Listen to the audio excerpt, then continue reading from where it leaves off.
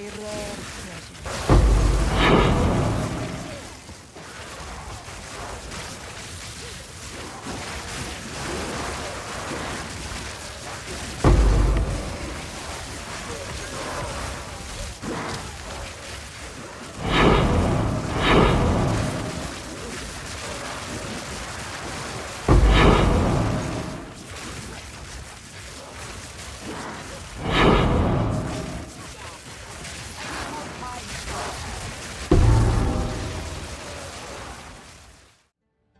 Good morning.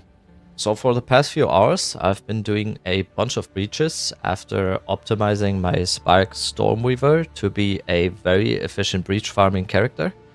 The results have been pretty insane, so I just wanted to share my breach optimized build that I am running and how I set up my breach maps. So let's start with the gear. It's basically the same as my last update video. The only thing I will mention is that I am using a lot of rarity on pretty much every gear piece that it is possible on. So currently I am at 180% rarity with this setup.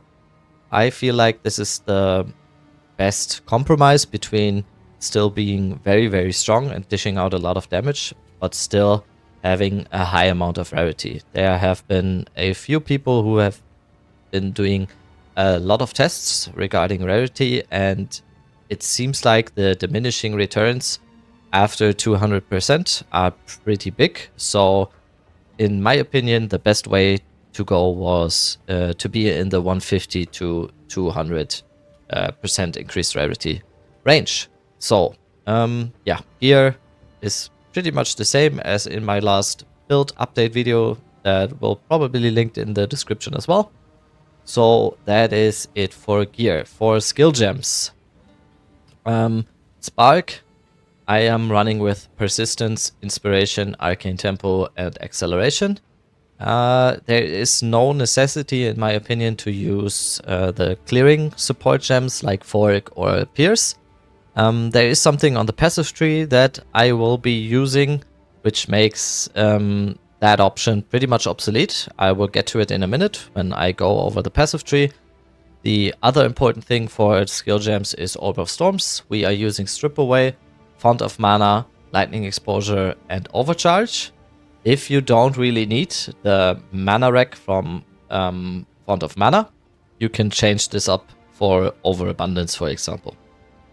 We are also using Mana Tempest with Premeditation and Murderous Intent again. And one very neat thing I am using, which I have not seen a lot of people use, is using Conductivity with the standard Heightened Curse and Focus Curse, but also with Hexbloom. So if you curse one mob with Conductivity, Hexbloom has the effect that it spreads when the minion dies or when the monster dies, it spreads to the other monsters. So it basically spreads like a plague. Really, really good for breaches. You have constant streams of monsters running at you. You curse a bunch of them, you kill them, and it just keeps spreading, and all the monsters that are running at you are taking massive amounts of increased damage for the conductivity. Okay, next thing is going to be the passive tree. On the passive tree, like I mentioned before, we are using these nodes right here, branching bolts. 60% chance for lightning skills to chain an additional time. I know it says on Spark that it has no ability to chain or anything, at least it doesn't say so, but these nodes are working for Spark. These are absolutely insane if you want to just clear a massive amount of mobs, which will always be the case in Breach. So these are just extremely, extremely good for clearing. So absolutely use them when you are doing breaches or when you're just clearing maps in general and have massive amounts of monsters. Another thing that I am using exclusively for breach as well is using not double shock but elemental storm. This way I'm also running a pretty high crit chance build, we have around 30% chance to critically hit. We also have anointed on our amulet here. We have Crashing Wave, which also has the bonus of having 36% increased damage if we've dealt a critical hit in the past 8 seconds, which basically means that during all of our breach, we will always have another 36% increased damage because we are constantly dealing critical hits. These critical hits are also helping for our Elemental Storm. Elemental Storms always get triggered when we hit with a critical hit.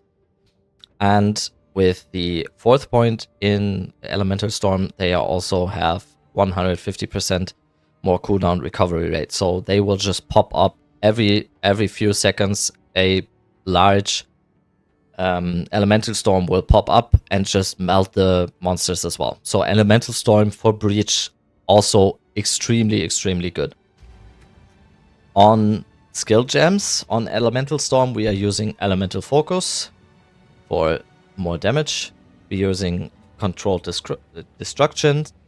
We are using Considered Casting, Magnified Effect, and also Ingenuity. So yeah, Elemental Storms for breach, really strong. They just clear out everything at a rate that is honestly quite insane. So, next thing is on the passive tree as well. One thing that is really good to have, or in my opinion even, and might even be a necessity to have, is at least 1 jewel, or 1 jewel is probably enough, with having recover 1% of mana on kill. So I've had before on breaches when I'm just constantly casting Spark, constantly casting it, your mana gets low pretty fast. This basically removes that thing entirely. So if you recover 1% mana on kill, and you've probably done breaches yourself, there's massive amounts of trash mobs just running at you that you are killing. Every half a second you are killing like 10 of them. You are just recovering mana like crazy. So having just 1 jewel with recover 1% mana on kill completely negates all mana problems you will ever have while doing breaches. Okay, this is it for the character. Next thing will be our Atlas tree setup. For the breach points right here, we are using the 75% increased quantity of breach splinters. Also, breaches in your map have 40% increased monster density. Class fans in your maps drop double breach splinters. And class fans in your map have 25% chance to be guarded by a pack of magic monsters and 50% more class fans. This makes it so that we are making massive amounts of breach splinters. I'm pretty much dropping 35 plus breach splinters every breach. Depends a little bit, of course, on the map and how large the breach will be. But yeah, you sometimes don't even need 10 breaches to get a full breach down, which is very nice. The Atlas setup in general here is largely the same as most other setups for different farming methods. It is just lots of modifiers, lot of waystones as well, just to sustain a little bit better. And yeah, more modifiers, more rare monsters, more rarity, all of that jazz. Okay, next thing is, which is a very important thing as well, is always setting up the breach maps on your Atlas map. This is a very good example of it. We have these 4 towers. I did them first, of course, and then I used 1 tower for 1 breach tablet to have all these breaches in here, and then all the other towers with normal precursor tablets, with increased rare monsters, with increased quantity of items found, and increased rarity. So already when we hover over these maps, we already see 15% increased number of rare monsters, increased quantity of items, increased rarity of items found. It's already super high before we even choose the map that we are running here. So setting up your breach maps with these towers before can make a huge difference in how much loot you will be actually getting here. This is the second to last point. The last point is then actually juicing your map. We have this map right here, for example. This has additionally 75% increased rarity of items found in this area, 38% increased magic monsters, 39% increased number of rare monsters. This is pretty much the perfect mods you want on a map you are running for Breach, but to further increase the juicing on this map, we will juice it a little bit further with these emotions. Distill Greed 2 times and 1 time Paranoia, for example. We are further increasing the mods on this map by 15% increased number of rare monsters and 16% increased rarity of items found in this area. So we will instill it like this. And yeah, then the map is done as well. So what are good mods for precursor tablets? I told you before what the good mods obviously for the maps are, which is increased rarity, increased rare monsters, and increased quantity of items.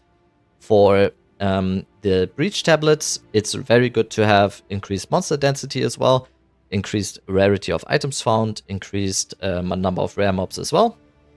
Also very good, of course, is increased quantity of Breach splinters. If you're going for farming a lot of Breach stones, you can always use this one as well. And for the normal precursor tablets, it's always good to have the same ones as on the map. So increased rare monsters, increased quantity of items found, and increased rarity of items found in your map. So this is the way to absolutely choose these maps that you are running, and you will get so much more loot. It's actually insane. I really hope this helped you guys choosing your maps and getting a lot more loot. So yeah, bye.